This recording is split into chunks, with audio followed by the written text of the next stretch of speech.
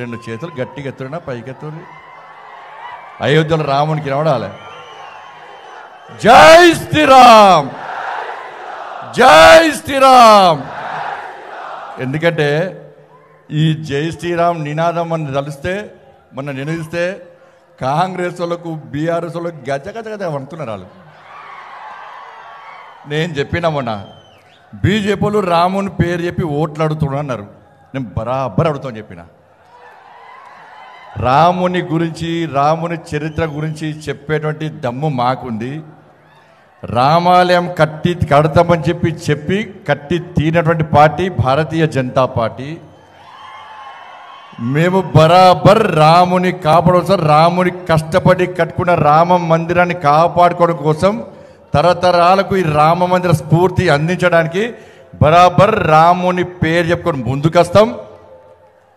మీకు దమ్ముంటే, మీకేమైనా ఇబ్బంది అనుకుంటే మీరు బాబర్ పేరు చెప్పి రండి, మేము రాముని పేరు చెప్పుకొని వస్తాం.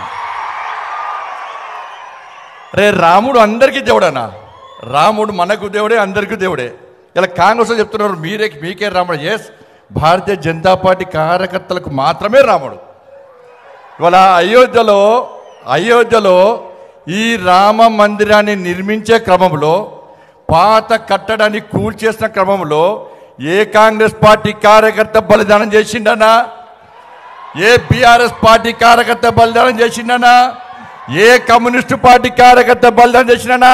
అరే భారతీయ జనతా పార్టీ కార్యకర్తల రామ మందిర నిర్మాణం కోసం చస్తామని తెలిసి కూడా, చంపుతారని తెలిసి కూడా మా కుటుంబ సభ్యులను, మా ఊరు వాడ పెద్దలందరి ఆశీర్వాదం తీసుకొని, అమ్మా, అన్నా, అక్క, తమ్ముడా, నేను అయోధ్యలో రామ మందిరం నిర్మించే తిరిగి వస్తాం. చచ్చిపోవడానికైనా సిద్ధం, చావడానికైనా సిద్ధం. రామ మందిరాన్ని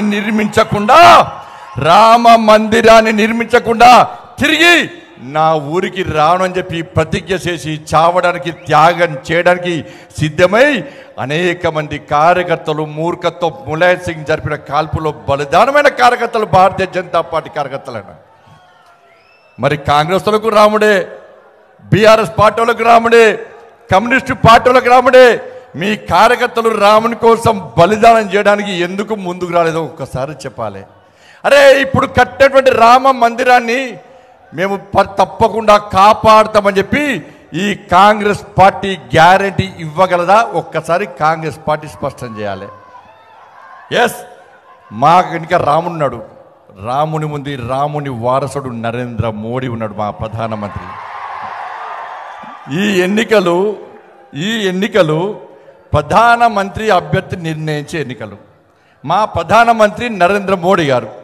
కాంగ్రెస్ పార్టీ ప్రధానమంత్రి అభ్యర్థి ఎవరన్నా? అభ్యర్థి లేడు. మీరు రాహుల్ గాంధీ అభ్యర్థి రాహుల్ గాంధీ ఫోటోనే పెట్టుకుంటలేరు వాళ్ళు. రాహుల్ గాంధీ ఫోటోనే పెట్టుకుంటలేరు వాళ్ళు. ఇలా ప్రధానమంత్రి అభ్యర్థి ఎవరో తెలియని కాంగ్రెస్ పార్టీకి ఈ దేశ ప్రజలు పార్లమెంట్ ఎన్నికల్లో, దేశ ప్రధాని నిర్ణయించే ఎన్నికలు, పార్లమెంట్ ఎన్నికల్లో ఆ పార్టీకి ఎవరు చూసి ఓటేమంటారు, ప్రధానమంత్రి ఎవరు అభ్యర్థిని ఓటేమంటారో ఒక్కసారి కాంగ్రెస్ పార్టీ నాయకులు ఆత్మవిమర్శ చేసుకోవాలి. వాళ్ళు ఏదో అనుకుంటున్నారు. ఆగు, ఈ 17వ తరగతి చుక్కలు చూపడతారు ప్రజలు. కాంగ్రెస్ వాళ్ళు చుక్కలు చూపడతారు ప్రజలు.